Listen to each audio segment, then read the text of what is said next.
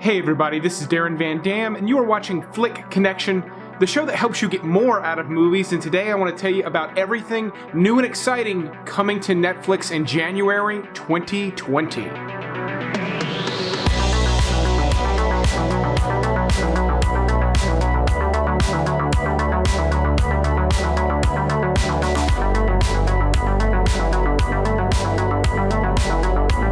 That's right, folks, this is the last episode of Flick Connection for 2019, and it has been a great year, so thank you to everyone who watched and subscribed in 2019, the year that we broke 100,000. If you're new here, I'm going to start off by telling you everything that they're adding on the first, which is mostly some of the older stuff, and a couple of originals, and then I'm going to go into all the stuff that they're adding in chronological order throughout the month of January, stopping to spend a little more time on the stuff I think you really need to pay attention to. And in this video, we're going to cover 9 series, some of them new, 22 movies, some of those brand new, and 1 comedy special. Now, in the first, they add a bunch of new movies, including a couple of really good Kevin Spacey movies.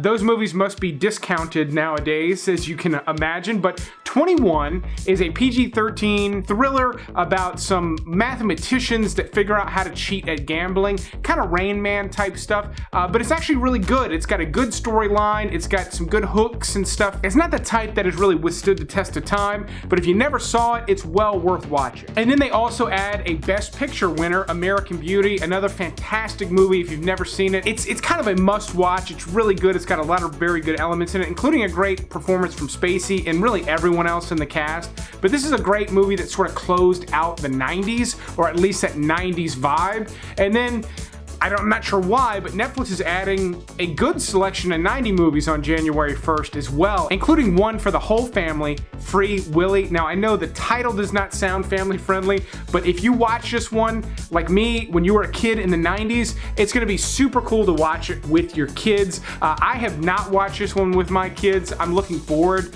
to maybe watching it, because this was just one that we all loved as kids in the 90s. So if you're around my age, you're probably in a similar boat. If you're younger and you didn't really get into that movie, it's really great, especially for like maybe 10-year-old kids. That's kind of maybe the sweet spot, give or take a few years. It's really fantastic all around and just a good quality family movie. Dragonheart might be a little family friendly for some older kids, some teenagers. It's got a talking dragon, and a Game of Thrones fan should go nuts for this. Sean Connery voices the dragon. So for any of you nuts about dragons, this one's really gonna be a must watch. And then one definitely not family friendly whatsoever is Chasing Amy. This is a Kevin Smith movie, and it is quintessential Kevin Smith, meaning even though I think Clerks is his best movie, Chasing Amy is really only for Kevin Smith's fans. I would imagine if you don't like other Kevin Smith movies, you're probably not going to like Chasing Amy. If you love Kevin Smith, you're probably going to love Chasing Amy. In this movie, Ben Affleck plays a guy who is pursuing a gay woman romantically, and things are just not working out. But it's got some good scenes, some good dialogue. It's kind of a fun, not your run-of-the-mill rom-com. We also get some good caper, espionage movies with movies like Inception. If you haven't seen the trailer for Christopher Nolan's new movie, Tenet, I am super excited to see it because I loved Inception when it came out. It's a movie I watched a bunch back when it came out, and I've watched it quite a few times since, probably at least once in 2019. I really enjoy everything about this movie. Yes, some of the logic doesn't really make sense, but it doesn't matter. You gotta suspend your disbelief and just have fun with this one.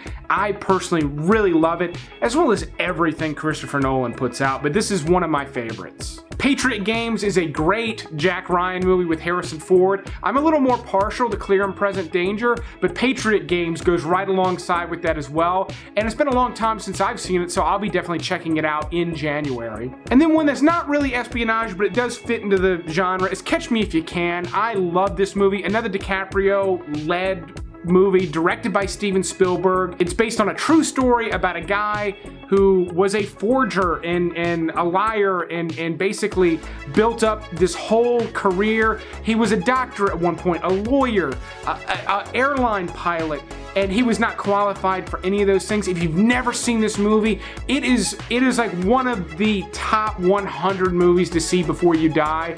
It's not maybe one of my top 100, but it's damn close, and it's really a solid recommendation for January for anybody who missed it. Bueller? Bueller. Bueller. Bueller.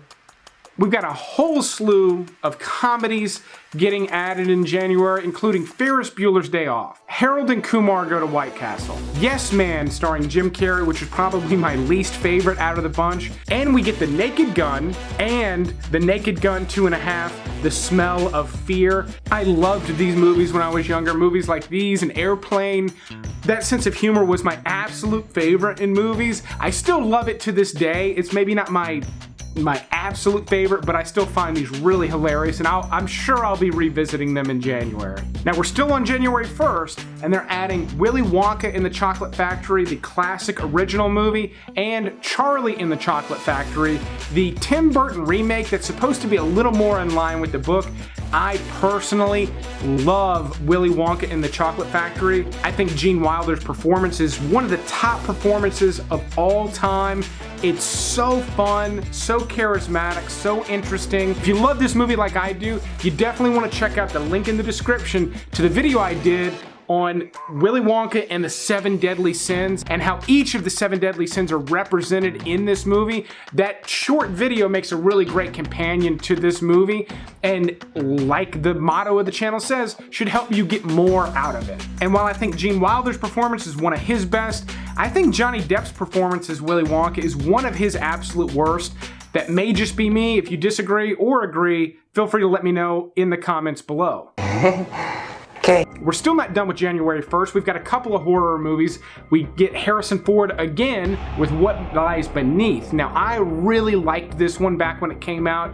The only thing that would have made it better is if it had an R rating and it really went for it, because this is about a guy who had an affair and there's weird supernatural things happening. So this one really was kind of primed for like a rated R, Fatal Attraction kind of a thing mixed with like a ghost horror thing. Michelle Pfeiffer's great in this. This is a just really well-rounded horror flick that I think kind of has been forgotten about. If it's been a while since you've seen it, definitely consider revisiting it in January. Another one that did really well around the same time when it came out is The Ring. And now I say it did really well. This one was like a cultural phenomenon when it came out. It broke records. Everybody was going to see this movie and talking about it. It itself is a remake, an American remake, but it's well done, and it has sort of like faded with time. But still, if you want to just get really creeped out, this one's great because I feel like the visuals in this one across the board, not just the supernatural stuff, but just some of the spooky, creepy stuff, I think is better than in most horror movies made today. And then January 1st also brings 2 new Netflix original series. One is called Messiah. Now this one actually looks like it might have a lot in common with Homeland. It's hard for me to tell if this is going to be like a CIA counterterrorism type of a show or one with more religious leanings, because it's about a messianic figure, but Michelle Monaghan's in it, and it definitely has, from the trailers, has a Homeland vibe. So I'll be tuning into episode 1 just to see kind of what type of show this is actually going to be. The first also brings us Spinning Out, which is a series about ice skating. It actually looks pretty well produced. It's got a good cast. It's not my type of thing, meaning I'm not going to watch it, but it doesn't look like garbage. It actually looks like a pretty good quality drama series. So if you're interested in it, I'm definitely not going to steer you away from this one. All you have to do is invite me in. Okay, jumping ahead to the 4th, Dracula is a mini-series. It's a 3-part mini-series from the same creators as Sherlock, which I think is one of the best shows to have come out in recent memory. Instead of taking place in modern day like Sherlock, this actually does take place in Victorian times when Dracula was originally supposed to take place. It looks good. My understanding is that it's got more of a focus on Dracula, and he's sort of the quote-unquote hero of the show. I think that just means as the audience we're sort of siding with Dracula, but it looks really well produced, and if it's half as good as Sherlock, it's going to be well worth my time. 3, 2, 1.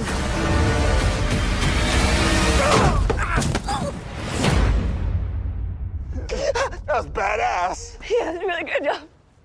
That was total badass. Yeah. Jumping ahead again to the 10th, Medical Police is a new comedy series that I'm definitely going to watch. I recommend this one tepidly because it's a very specific brand of humor. It's very similar humor to Wet Hot American Summer, and if you ever watched Children's Hospital on Adult Swim, it looks like it's going to be something very similar to that. I love the people that are involved in it, not just the cast, but the creators. And again, it's my type of just silly, ridiculous humor, so I will be watching it regardless. Steve Jobs gets added on the 16th. This is a movie that won some awards a few years ago. Michael Fassbender plays Steve Jobs. My understanding is this is not a great representation of who Steve Jobs was, and it's more kind of like a stage play. It's done in like these 4 vignettes. I did like the movie though. I thought it was a very good performance piece, not just from Fassbender, but everybody else sort of behind the scenes. If you don't really look at it as like a biopic type of a thing and more of like this performance thing, it's pretty fantastic, but I do see why people didn't really like this one as much as they maybe wanted to. There are not a lot of Netflix original movies getting added in January, but on the 17th, Tyler Perry's A Fall from Grace gets added. I tried Tyler Perry movies. I really tried to give them a shot because they're so widely enjoyed, and I just could not get into them. There's something with the tone of his movies where there's this very serious subject matter and silly comedy that I could not, for whatever reason, after multiple attempts, I could not wrap my head around it. If you love Tyler Perry movies, this looks like it's going to be right inside your wheelhouse. If you don't, I don't think this is going to be the one to change your mind on Tyler Perry. And on the 17th, Grace and Frankie Season 6 also gets added if you've been keeping up with that one. On the 18th, an interesting movie drops called The Bling Ring. Now this is directed by Sofia Coppola and stars Emma Watson, and it's kind of a youth gone wrong type of a movie with a heist. It's a very interesting movie. If you kind of steer clear of it, I would recommend checking it out. It's kind of a good crime movie that's got an interesting vibe to it. Not one of my favorites, but certainly way better than you would think something called The Bling Ring would be. And then on the 21st, Feimster, I'm not sure how to pronounce her name. I only ever hear her referred to as Fortune. Her new comedy special drops. Now, I have seen her in movies and heard her as a guest on podcasts and find her to be really funny, but I've never heard her stand up. So I'll be checking it out just to see if it's for me, because I have no idea what she's like in terms of stand-up, but she does appear to be a very funny person. So stand-up fans, look forward to that in January. And then I'll do something I never do on these episodes. I'll retroactively recommend something from December. That's Ronnie Chang's stand-up. I've never heard of this guy. He was new to me. I found his stand-up special to be one of the best I'd seen since Dave Chappelle's earlier in 2019. I thought it was really, really great. If you find that we have a similar sense of humor, definitely check out Ronnie Chang's special. All right, we're getting to the tail end of the month here. On the 23rd, The Queen gets added. This is a really great drama about the Queen, played by Helen Mirren, who I think is one of the best, I guess you can say elderly. Is that the right word? Is there a better word than elderly actresses working today? I enjoy seeing her in almost anything that she's in, and this is one of her top career performances. So if you're into some of the other shows about the Queen, this movie would make a really great companion to that. On the 24th, The Chilling Adventures of Sabrina Part 3. They're calling them parts instead of seasons. That gets added. I know that's a widely popular show. It's not my cup of tea. It happens to be Mrs. Van Dam's cup of tea, so I know she'll be excited about it, and it will be getting played in the Van Dam household, just, you know, not while I'm in the room. Also on the 24th, The Ranch, the final season of that show. That's another hit show that I have not watched, but as part of this episode, I want to at least let you know the final season is getting added again on the 24th. And then on the 29th, one of the things I am most excited about this month is called Night on Earth. Now this is like a Planet Earth documentary series, but it's done with new cameras, with new technology that allows them to capture these really beautiful shots at night. That technology has not existed up until now, so you haven't been able to get good footage of really anything in the dark like this, and it just looks stunning. I will be watching this the day it releases. I cannot wait. Then on the 30th, they add Raising Cain, which is a really great movie starring John Lithgow. It's a great horror movie from the 80s. It's just sort of tacked on here on the 30th to no rhyme or reason, but it's a classic. It's been a while since I've seen it, so I'll probably at least consider revisiting it, or at the very least it'll make its way into my queue. And then on the 31st, Bojack Horseman, again with the final season getting added. Another really funny show. I just haven't found myself spending too much time watching the animated series, but I found series like Bojack Horseman and F is for Family to be really funny. I just haven't invested much time into them. And then as usual, here is everything leaving in the month of January. Please keep in mind the date I'm showing you is the day it leaves, which means when that day hits on the calendar, you can no longer watch these. If you see anything here that you've been wanting to watch, mark the date and watch it because it's going to be gone real soon. I want to thank the Patreon supporters. They have been a huge help in 2019. There's more of them than ever. There's new ones signing up every week. So thanks again to everyone who supported me in 2019 and everyone who's considering doing it in 2020. But I will keep making videos like this as long as you keep watching them. Thanks for watching the last episode of 2019, and you will see me in the next decade.